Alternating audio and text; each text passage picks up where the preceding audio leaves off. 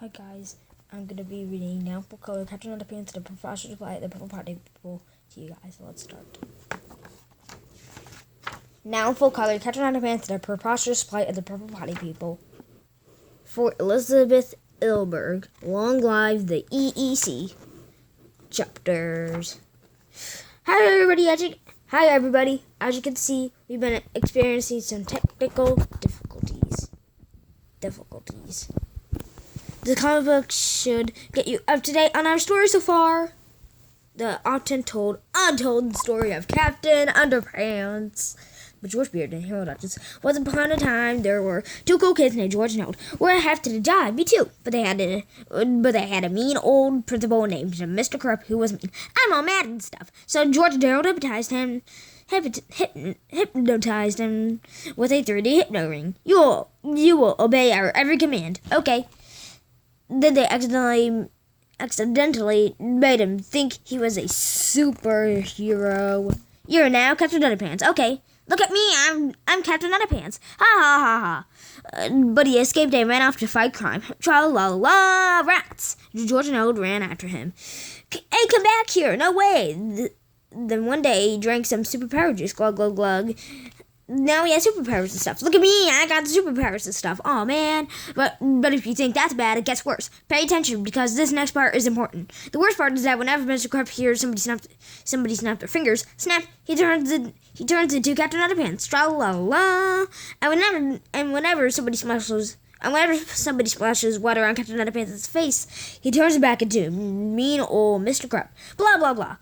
In their last adventure, George and Harold got two new pets, a bionic hamster named Sulu, cool, and a pterodactyl named Crackers, awesome. Everything was cool until this brainiac named Melvin showed up. I'm telling Melvin made the time machine out of a purple potty. It looks like this. Anyways, George and Harold wanted to use the time machine, but Melvin had one rule. Don't use the time machine 2 days in a row. Okay, if you use it 2 days in a row, something very bad will happen. Okay. I mean it, don't use it 2 days in a row. Okay. Seriously, don't use it 2 days in a row. Okay. Then, hey, let's use this thing 2 days in a row. Okay. And so, George, Harold, Crackers, and Sue used the time machine 2 days in a row, and something very bad happened. What will happen next? Show's comic scene. Chapter 1, George and Harold. This is George Beard and Hero Duchess. George is the skeleton on the right. The right with the tan flat top. Harold is the one on the left with the t-shirt and the bad haircut. Remember that now. As you might remember from our last adventure, George and Harold had recently made the horrifying mistake of trying to pass through a synthetic time warp without letting the C2X906 Super Flaminatrix drive of their people flux capacitating Zolcifier cooldown, thus creating a sub-paradoxical and dimensionalistic alternation shift, which opened up a hyperglyphonic screen door into a sub-omnivating ultra-zenticular bio-nanzona flammar zippin. To put it in scientific terms, they screwed up. But get all freaked out. Because everybody looks like a skeleton. X-ray beams are a normal byproduct of interdimensional reality shifting. Don't worry, it'll probably clear up by the time you turn the page.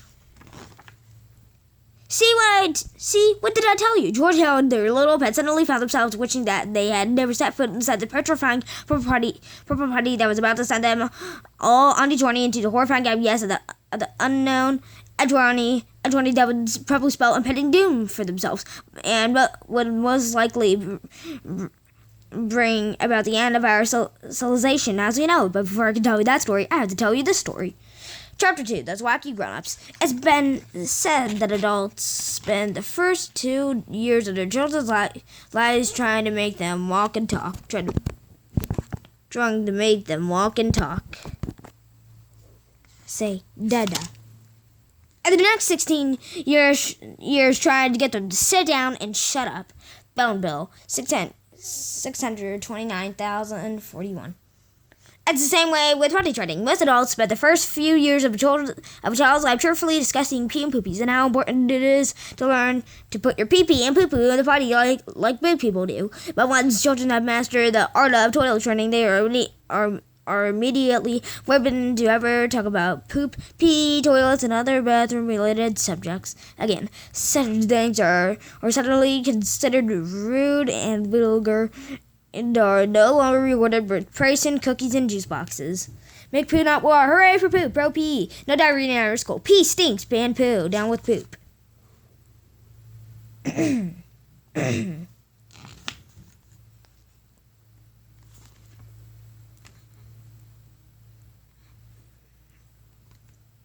One day you're superstar because you pooped in the toilet like a big boy.